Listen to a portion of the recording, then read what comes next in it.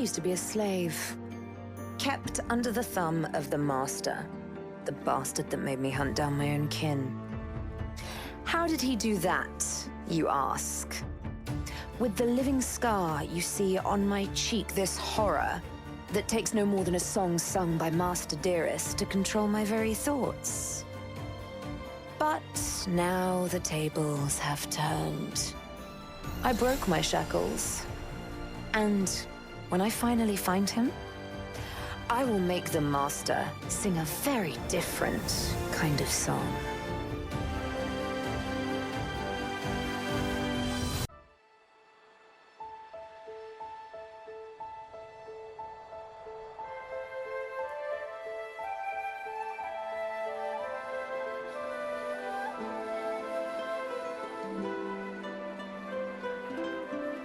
It all happened like I knew it would. A single drop of source magic. And, like flies to honey, the monsters swarmed. The rebel panicked. The carnage began. And the Magisters pointed their fingers at me. Just as I'd planned. I was shackled and collared, and sent to Fort Joy.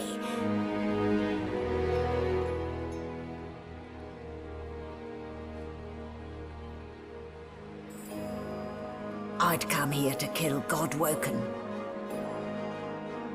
But instead I became part of their story.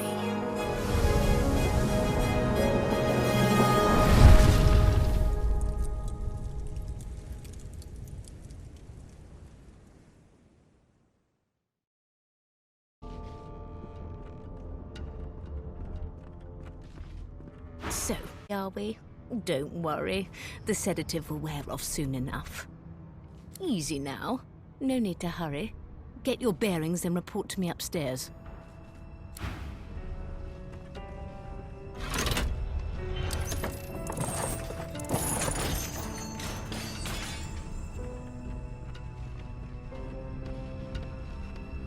Ugh, what a dismal way to wake, in the belly of the beast. Let's see if I can grope my way out.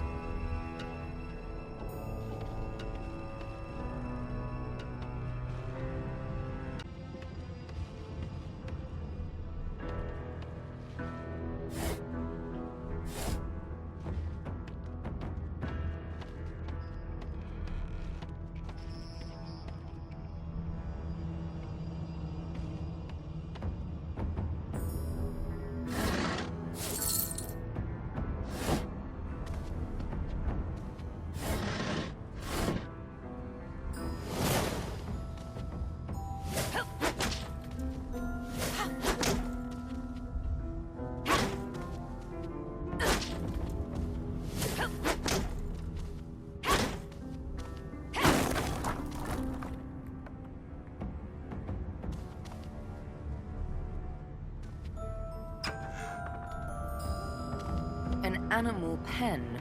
How utterly charming.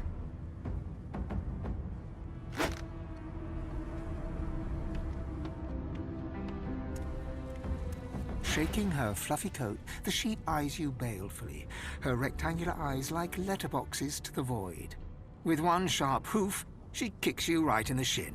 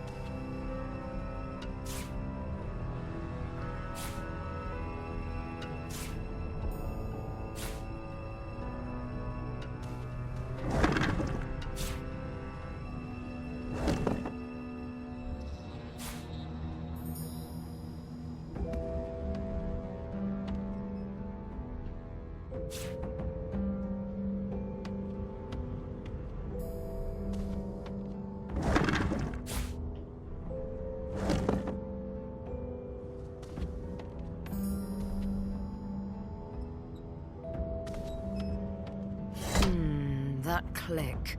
This floor plate triggered something.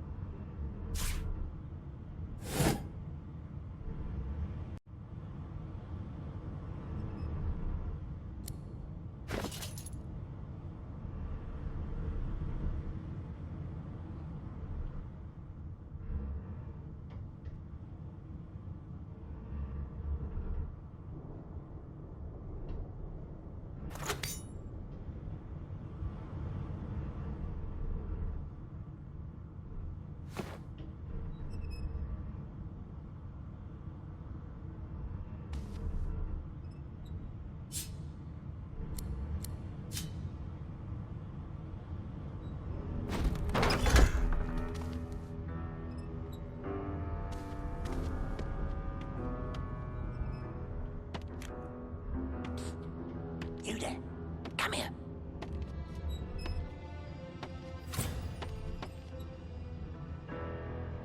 Hey! Hey! Get me out of this cage and I'll make it worth your while. You in? Your guess is as good as mine. Someone screamed loud as a banshee. After that, pure pandemonium.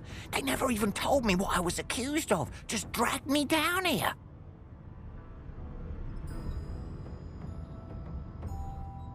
Set me free, and I'll set you free. A fair trade, I should think. A gentlewoman among jesters, you are. Give that lever a pull, and I guarantee we'll both get something out of the deal.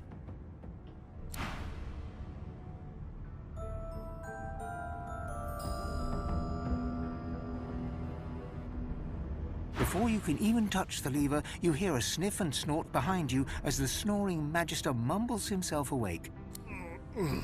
Is my shift over? Are you here to relieve me? Oh, wait, you're no Magister. You're a sorcerer. What are you doing here, filthy elf? Choose your... Clever story. I almost felt... I should have known there'd be trouble.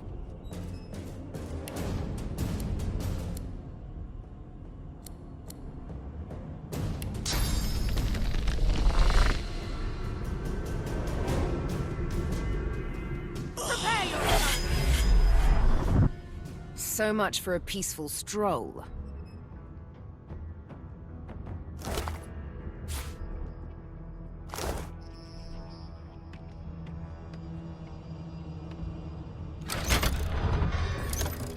The prisoner's buoyant voice darkens as his eyes rest on yours. Ah, freedom. Tastes better than wine. I'm nothing if not a man of my word. And I did give my word I'd set you free, lass. Say your prayers while you've breath to speak.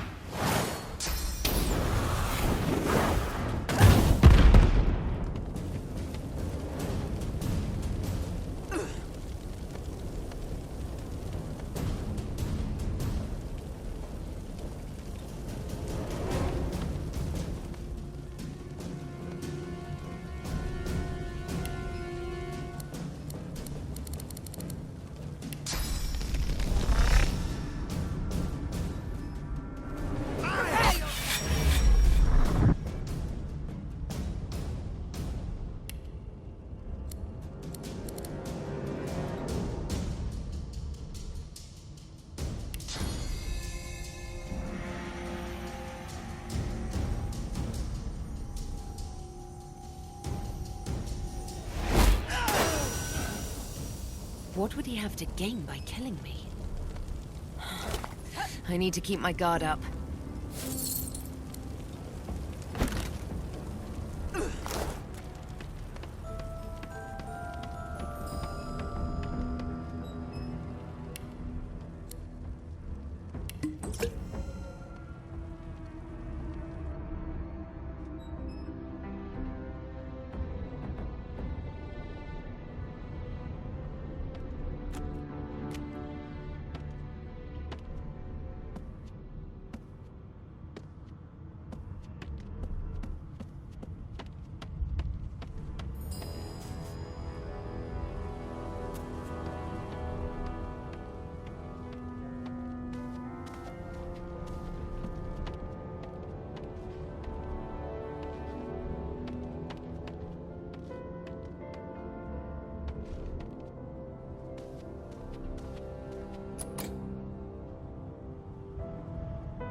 I'll need to get clever with this lock.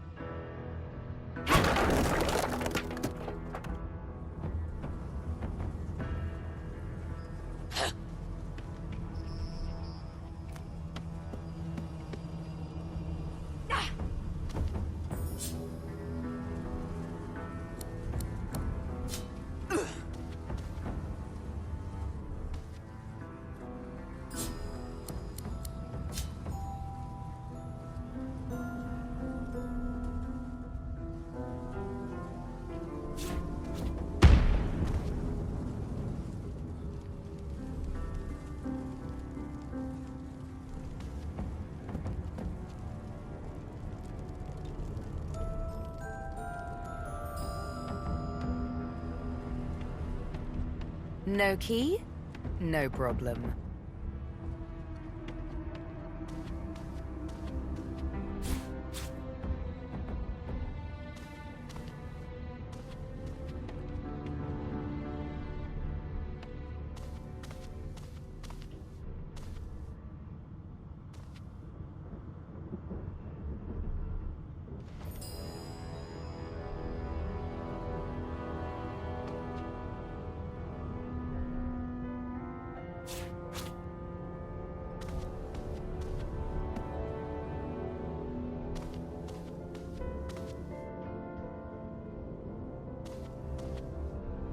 Empty.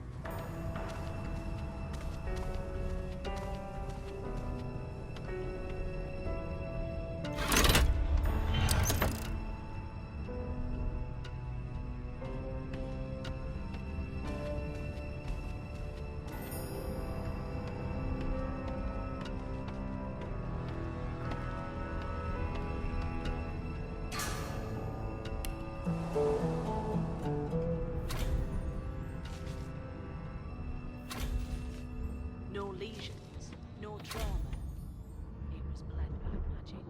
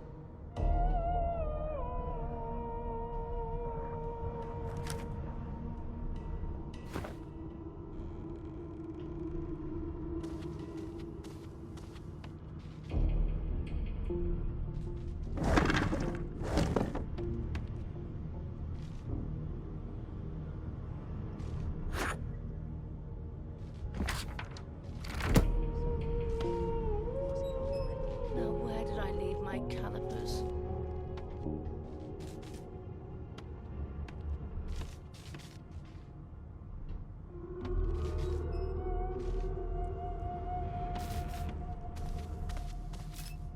There you are. Not too tight, I hope. The collar, I mean. Oh, not to worry. Every dog has to get used to its leash. In the meantime, your next stop will be Magister William. All passengers have to be registered in the ship's manifest, and he's the chap in charge of the logs. You'll find him on the other side of this deck, in the officers' quarters.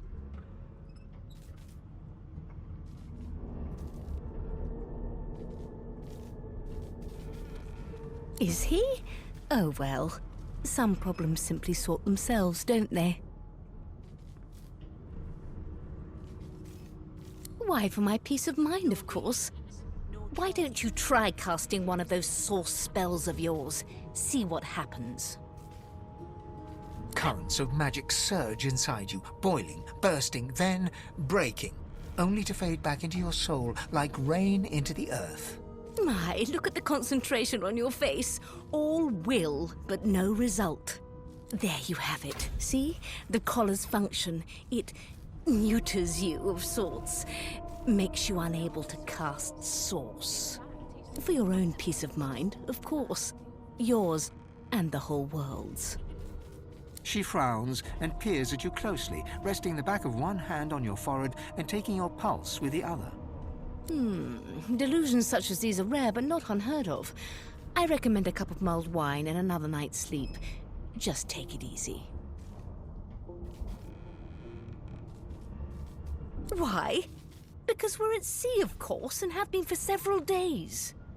Index fingers pressed to her lips, she pauses a moment to give you a scrutinizing gander. My word, you do seem a bit befuddled, don't you? Perhaps I was a bit too generous with that sedative. Oh, well, I'm sure you'll soon gather your wits. Most likely. Eventually. In the meantime, all you need to know is that we're en route to Fort Joy. A new life awaits, and if you're a particularly good girl, perhaps a cure as well. An end to Source. For good.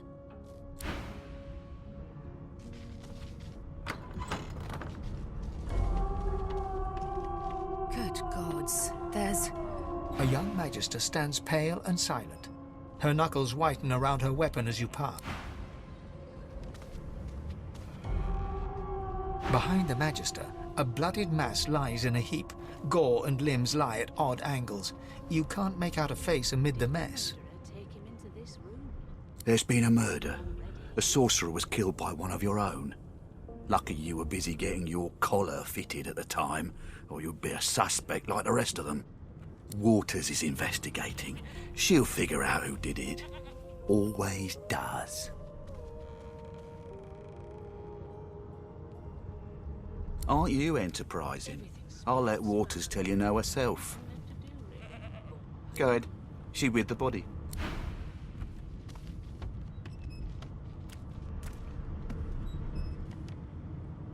Ugly sight, isn't it? Burns me up this happened under our protection. We're extremely lucky no Voidwalker followed the source that did this. She looks up at you with a mirthless smile. I was on duty in your room when the murder happened. You were asleep the whole time. Didn't even stir. You're one of the only indisputably innocent people on the ship. Unless you can commit murder in your sleep, of course. I thought as much. Listen, I could use someone to keep their ears open among the passengers. Sometimes they clam up in front of a uniform. Bring me a good lead, and I'll throw in a shiny gold coin for you. How about that?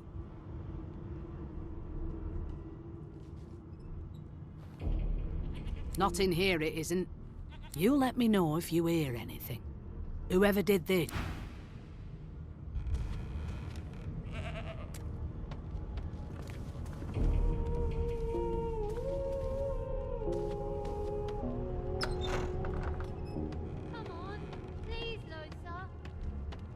Good, you scallywags.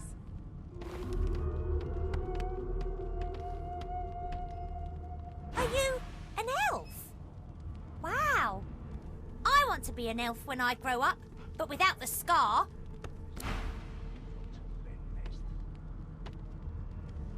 Oh, there you are, wife. Would you please tell this very charming gaggle of not-at-all brat-like babes that I am by no accounts this Losa woman, nor do I sing, in fact. I'm deathly allergical.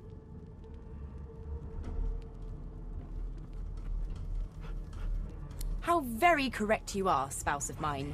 Madame Josephine Gribbles de Peeb refuses to be confused with any— What? What's so funny? Her pinched face cracks into a great grin, and she shoos the children away from her with a laugh. Yeah, okay, you found me out. Go on and get, and maybe I'll sing you something when I'm good and ready. She turns to you, dark-eyed and dirty-haired, and smiles flatly. Gotta keep ourselves entertained, haven't we?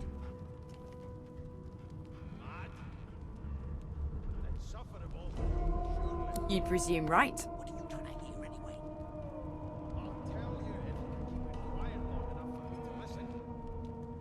Thanks, but I already belong to an elite and exclusive ship gang. We play ball every day after lunch. You take care, though.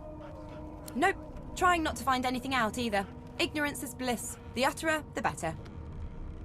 Suddenly, her eyes cloud to an unnatural black. Greyish veins run down her face. As quickly as they came, the clouds clear. She smiles. Good luck, Chief.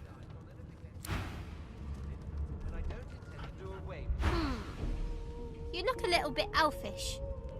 Maybe your daddy was an elf. My daddy's name is Frida. He's waiting for me at home.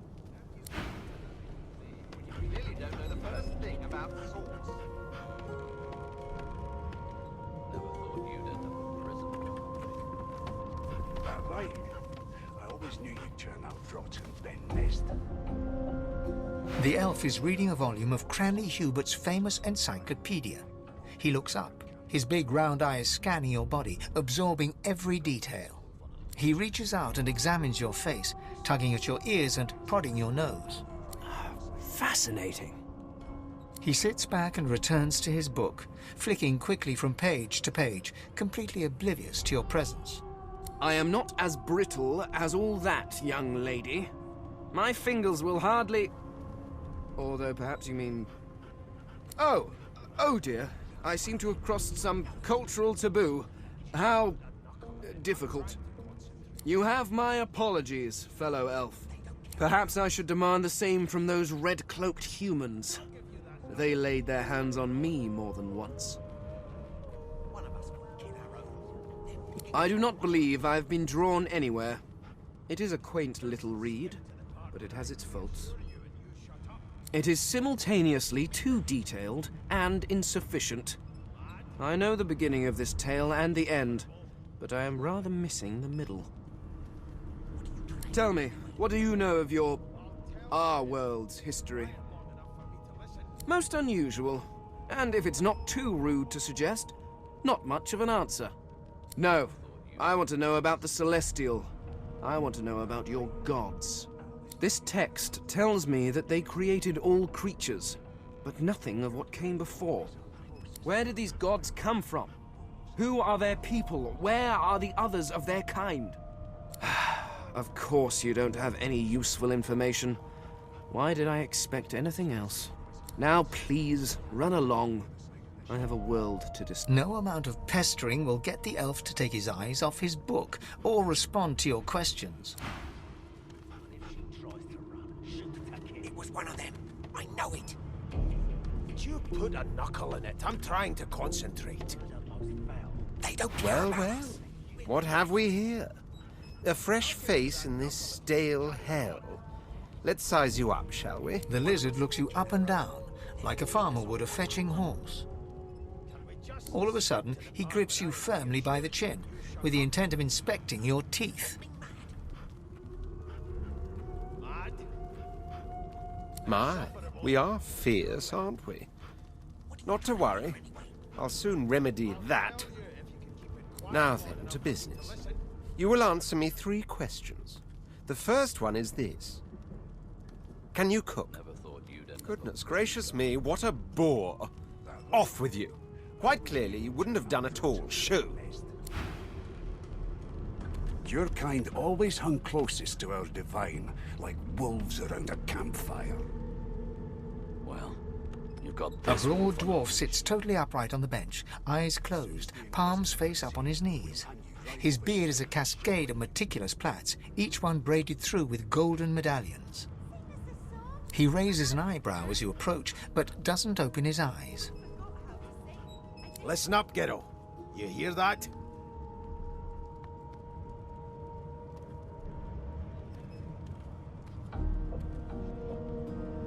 He turns his head toward you, looking you up and down. You look like a kiddo to me.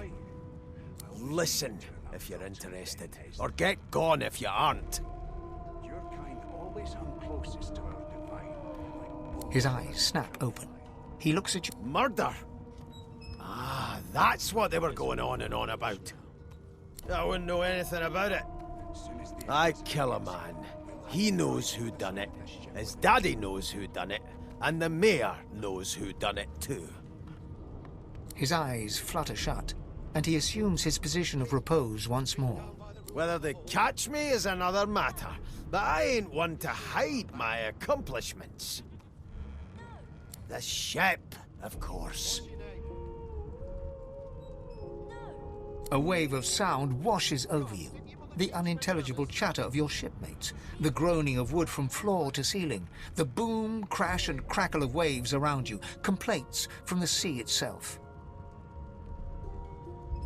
And? Classify this slop as food. I've seen more appetizing things coming out of... Sick as a leper's cat. From the state of it, I'd say she's being cared for by a bunch of beardless babes who never loved anyone but their own mums. But there's more. Listen close. There now, just like that. Squeak! Aha! His eyes snap open as his countenance breaks into an expression of joy. One great paw claps you on the back. The other catches you before you lose your footing. There, you heard it, didn't you? I knew it. I knew it. Aye, this is good news, kiddo. Good news. It's the wheel, don't you see, you beautiful idiot? Squeaks whenever the helmsman jerks it clockwise, which means we're heading east. Burn my beard. That means if we've been travelling for, yes, only 10.34 nautical miles to Fort Joy. Captain, actually. And that figure tells me we're getting close to the Joy. Close to what lies beyond it, too. The dwarf leans back from the table and strokes his beard, gold medallions jingling merrily. His eyes roll over to you. That'll be all, thank ye kindly, kiddo.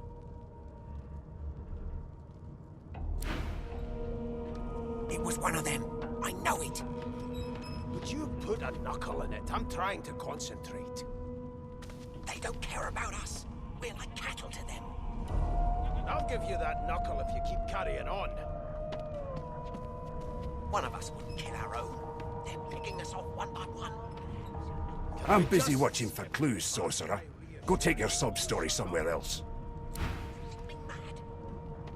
Mad? No. And Insufferable, surely. A scruffy man lounges against the wall with scarred arms folded. A sly smile playing on his face, he stares across at the Magister guarding him. Noticing you, he straightens and beckons for you to come closer. Watch your back, new fish. There's a murderer on board, and I'd bet 3 months' pay it's this trampy fan. Rolling his eyes at the Magister's warning, the man named Ifan beckons again. He leans in and adjusts your collar with a sharp tug, balancing its weight so it no longer presses unpleasantly on your neck. He winks. Pinches less that way, right? Hocking a phlegmy gobbet in your general direction, the sullen Magister settles back to his task of glowering at Ifan. And now, you. We used to know each other, more's the pity. I was his commander many, many, many moons ago. Isn't that right, Vic? Standing far back from Ifan, the tight-faced Magister draws one finger across his throat in an elaborate fashion, but says nothing. Ifan grins, flashing pointed white teeth. Same as he was at 14 years old. Only difference is somebody gave him a bigger sword and now he's Johnny Big Pants. Long story. Maybe I'll tell you about it in the Joy. Away from interested parties. No. The dead man, Finn, is it? I'd no business with him. And I wouldn't put a man down without good reason. He glances over at Magister Victor, who's staring back at him with pointed intensity. Damn shame sheer annoyance isn't reason enough. The Joy, I've heard a lot. Nothing good. No surprise there, since Bishop Alexander runs the show. Wonder if we'll get to meet the Ringmaster himself. Easy now. I might think the same, but Vic here will blow a blood vessel if he hears you talking like that. What are you conspiring about over there? You, elf, what's your name? Oh, don't mind him. Vic's just got a bee in his bonnet. And that bee is me. Name?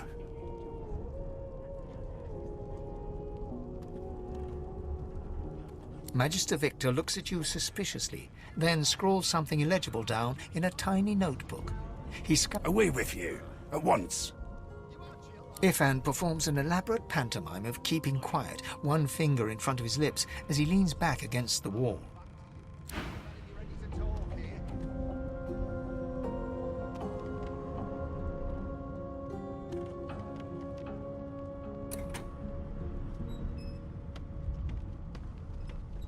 Never thought you'd end up a prison guard, Vic. That right? I always knew you'd turn out rot in a Ben nest. Your kind always hung closest to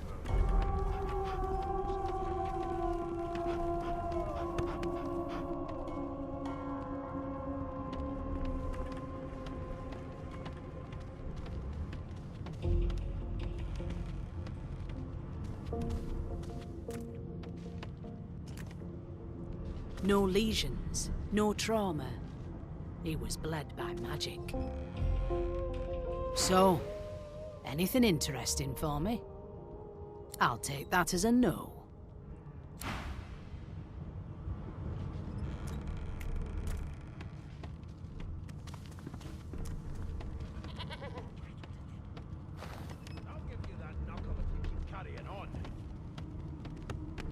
One of us wouldn't kill our own.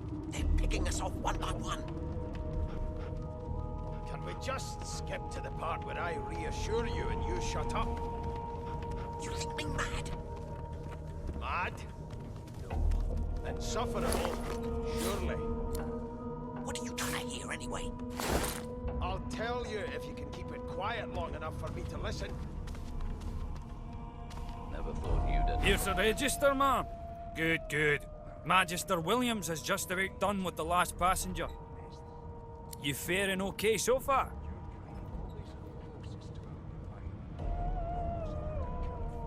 He tugs the collar of his uniform and chuckles. Sorry you're upset, ma'am, but we all wear what we wear for a reason. You head on in now. Williams will get you sorted fast. those bolts trained on her, and if she tries to run, shoot to kill. You seem on edge. Standing at the center of the room, you spot a sorcerer haughtily eyeing a pair of nervous-looking magisters. They keep their crossbow trained upon her as she's being interrogated by an officer. So you admit it then? You murdered that poor fella? Yes, I did. But of course, that was only the beginning. She turns her head and looks you straight in the eye. There are others whose lives must end. Good God, the woman's mad. You there, sorcerer, go and fetch Magister Siwan. We need to do more than collar this maniac. We need to shackle her, hands and feet. It means your journey draws to a close. Do stick around for its finale, though, because... She reaches for her collar and simply removes it. I'm just about to create a scene. Subdue her, men, quickly! If she casts Source, the Voidwoken will come. They'll end us all. She smiles with wicked satisfaction. Precisely.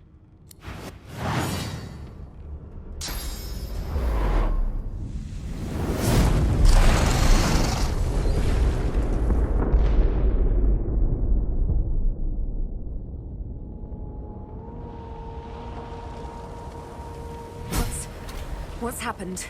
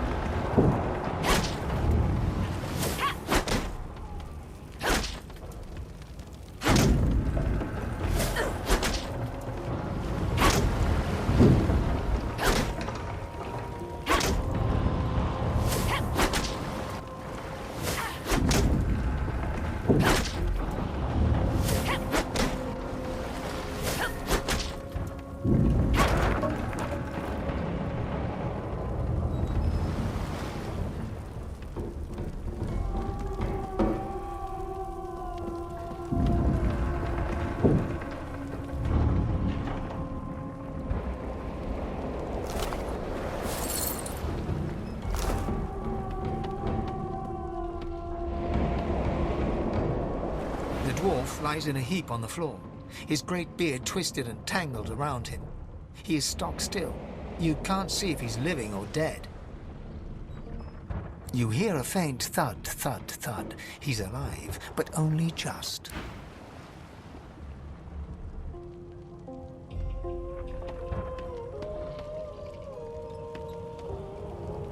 Oh!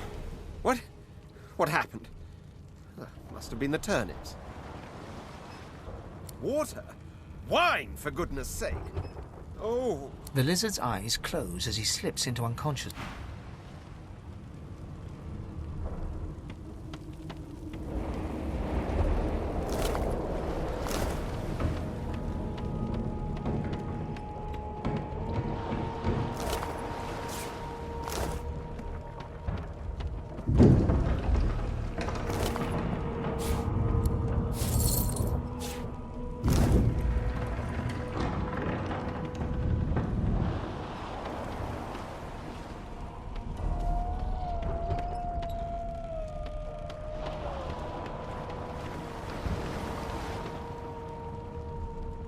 The young woman lies in a heap on the floor. She's breathing normally, but her eyes are wide. She doesn't stir.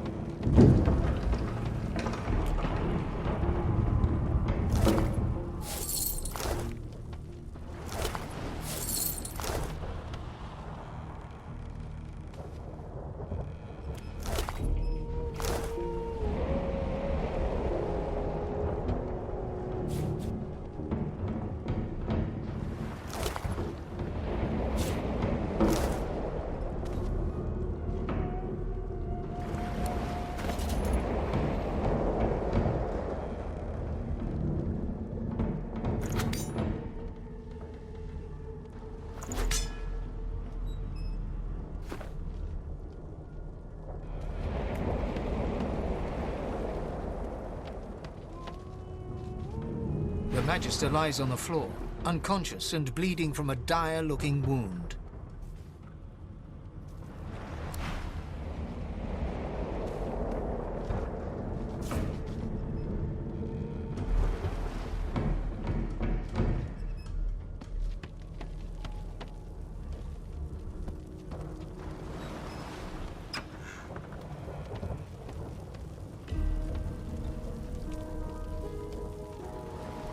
The hatch is blocked. I'll need to find another way.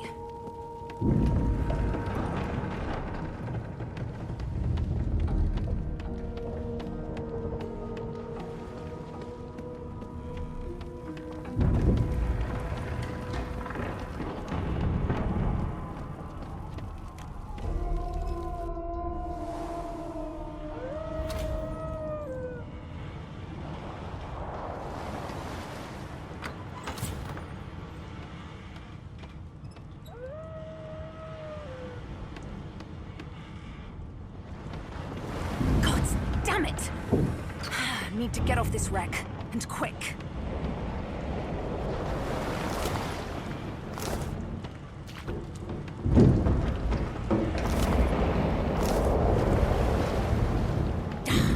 Not long before this thing snaps into splinters. Great gods! Something's pounding on the hull!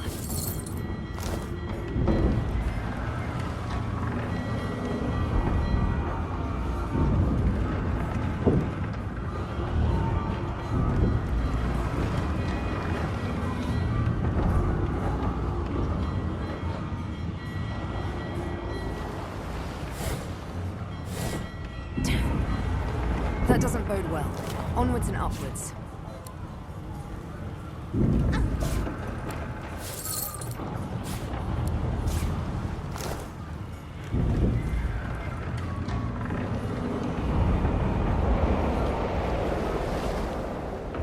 You pass through the door and are suddenly face to face with an undead.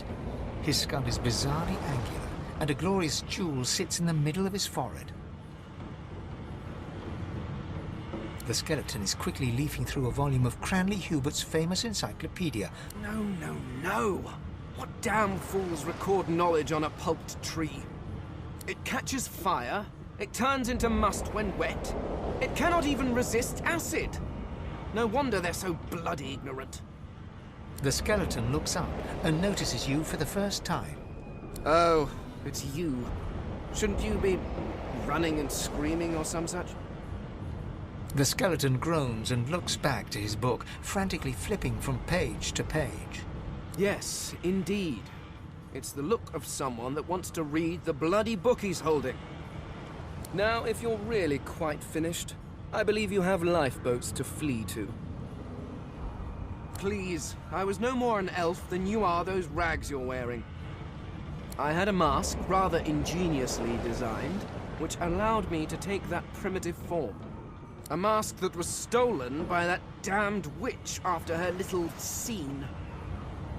Still, she'll drown with the rest of these fools, and I will simply pluck my mask from her cold, dead hands.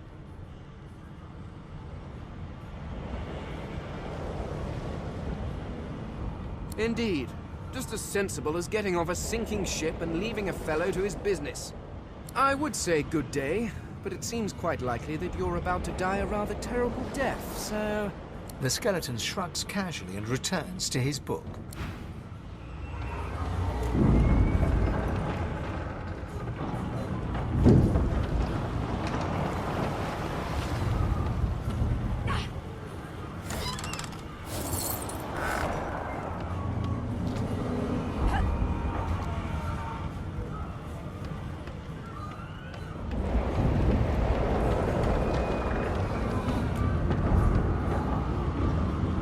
The marking on the door was painted recently, judging from its pungent scent. You press your palm against the door to open it. The wood feels neither cold nor warm, but simply it doesn't budge. The door groans open, but I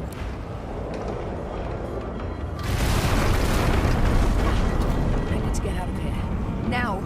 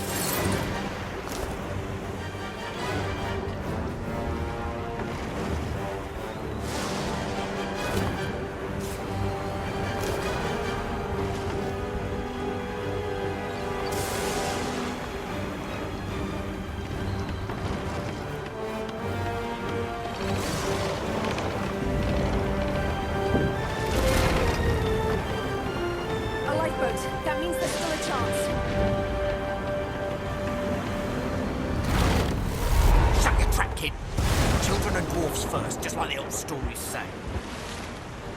The dwarf yanks at one of the nearby ropes to no avail. You said there were other people down there. We need to help them. You see those tentacles, kid? It's time for getting the hell out of here.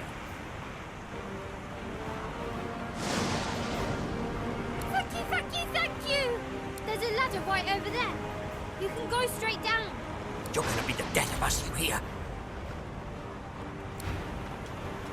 Had to open your big mouth.